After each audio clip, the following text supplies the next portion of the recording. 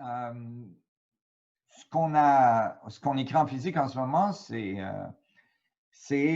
bon, alors il faut être familier un peu avec ce que j'avais écrit avant.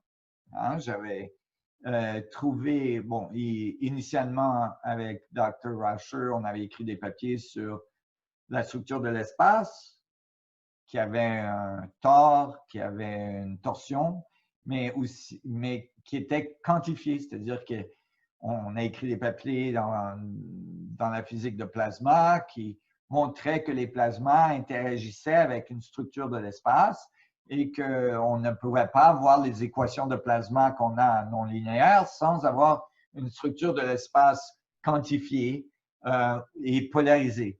Et évidemment, éventuellement, ça m'a amené à cette super, vraiment simple expression pour la masse du proton et son rayon. Et ça donnait des résultats très, très...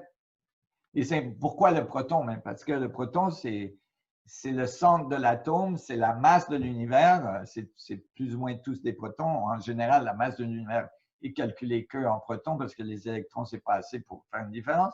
Et donc, le proton, c'est la base de la réalité. Et donc, j'ai étudié le proton et j'ai trouvé que, on peut décrire la masse du proton, donc la masse de la réalité, la masse de l'univers, en fait de quantification de la structure de l'espace, c'est-à-dire que l'espace, au niveau très, très fin, au niveau de Planck, qui est des milliards et des milliards de fois plus petit que l'atome, et n'est pas smooth, n'est pas lisse, mais n'est pas continu, mais ouais, n'est discret. pas continu, il est granuleux.